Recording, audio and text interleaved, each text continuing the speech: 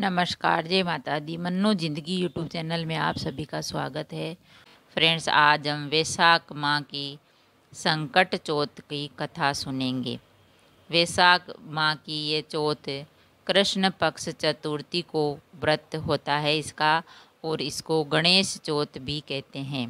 वैशाख की चौथ 4 चौथ होती है, उनमें से बड़ी होती है वैशाख की चौथ, भादवा की चौथ और तिल चौथ, माह की चौथ और कार्तिक चौथ जिसे करवा चौथ कहते हैं। ये 4 चौथ है जो बड़ी चौथ होती है। इन चारों का व्रत किया जाता है पति की लंबी आयु के लिए और अपने संतान की सुख समृद्धि के लिए। तो हम चौथ माता की कथा सुनते हैं। एक बार पार्वती जी तथा गणेश जी साथ साथ बैठे थे। तब पार्वती ने पूछा कि हे गणेश, वैशाख चौथ का क्या विधि विधान है, सो बताओ। तो गणेश जी बोले, हे माता, वैशाख बद्दी चौथ वाली चौथ सभी प्रकार के संकट हरने वाली होती है। इस दिन वक्रतुंड गणेश जी की पूजा की जाती है। तो चौथ माता की कथा सुनते हैं। पुराने ज़माने में किसी गांव में एक बूढ़ी माता और उसका बेटा रहता था। बेटा गांव की गायें चराता और अपने उदर की पूर्ति करता, और उसकी माता 12 मासी चौथ के व्रत किया करती। वह हर चौथ को चूरमे के 4 लड्डू बनाती। इनमें से एक चौथ माता के तथा एक गणेश जी के चढ़ाती, एक दान करती, एक बेटे को खिलाती और एक खुद खाती।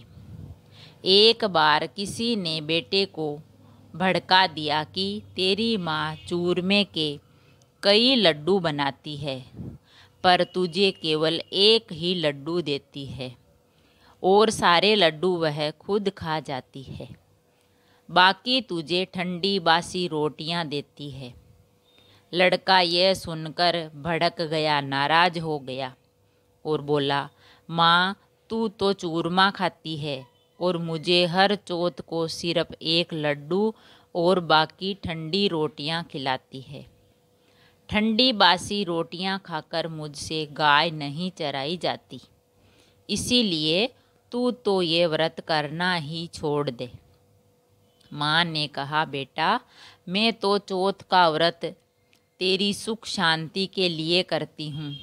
मैं चौथ माता का व्रत नहीं छोड़ सकती।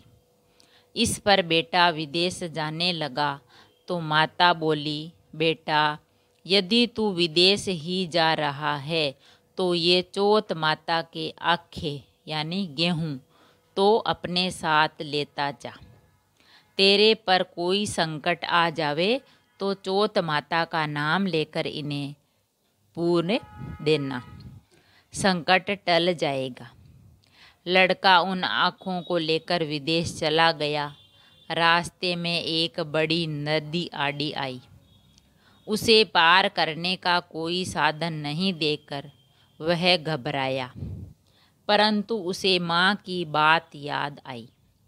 उसने वे आँखें निकाले और चौथ माता का नाम लेकर पूरे दिए तो चौथ माता की कृपा से नदी का पानी दोनों तरफ बंटकर रास्ता निकल आया।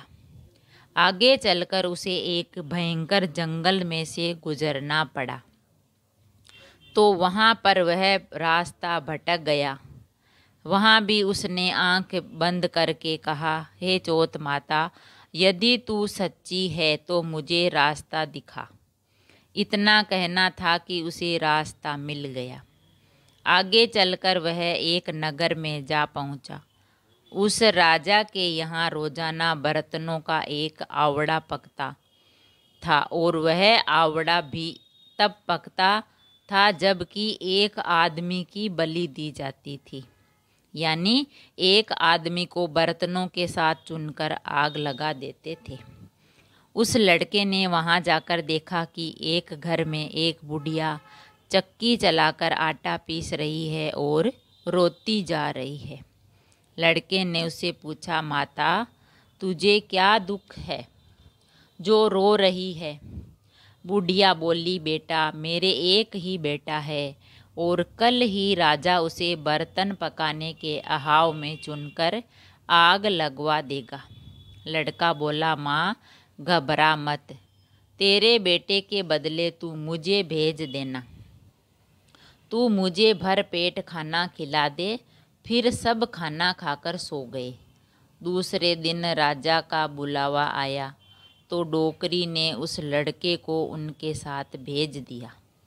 राजा के नौकर वहाँ ले जाकर उसे अहाव में चुनने लगे तो वह आंखें बंद करके और जल का कलश लेकर बैठ गया और बोला, हे चौथ माता, तू सच्ची है तो मुझे इस संकट से बचा देना। अहाव चुनकर आग लगा दी गई। महीने भर में पकने वाला अहाव एक ही दिन में पक गया तो राजा को बड़ा ही अचरज हुआ, आश्चर्य हुआ। वह खुद देखने आया। राजा के नौकर अहाव के कलशों को उतारने लगे तो अंदर से आवाज़ आई कि भाई बर्तन धीरे धीरे उतारो, अंदर मैं हूँ। सब अचरज में पड़कर पूछने लगे, भाई तू कौन है? तो उसने कहा, मैं वही आदमी हूँ जिसे तुमने अहाव में चुना था। राजा ने पूछा, तुम बच कैसे गए? तो उसने कहा, मेरी माता चौथ माता के व्रत करती है, उसी ने मुझे बचाया है। तब राजा ने 2 घोड़े मंगाए, एक पर खुद बैठा और दूसरे पर उस लड़के को बिठाकर उसके हाथ पैर जंजीर से बांधकर कहा कि यदि तेरी जंजीरें खुलकर मेरे हाथों पैरों में आ जाए तो मैं तेरी चौथ माता को सच्ची मानूंगा। लड़के ने फिर आंखें बंद करके कहा, हे चौथ माता, तू ही रक्षा कर।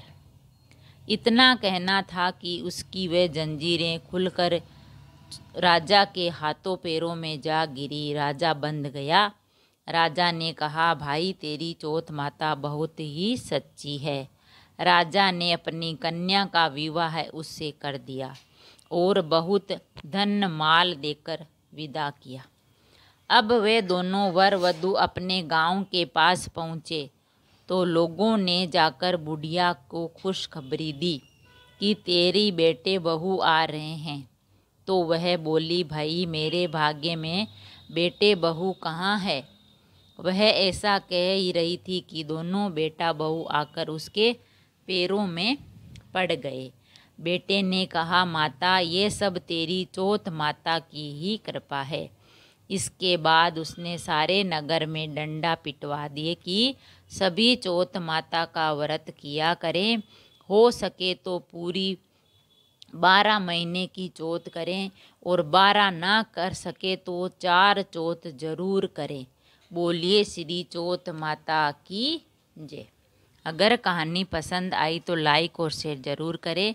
ऐसी ही कहानी और कथा सुनने के लिए चैनल को सब्सक्राइब करें। थैंक यू, धन्यवाद।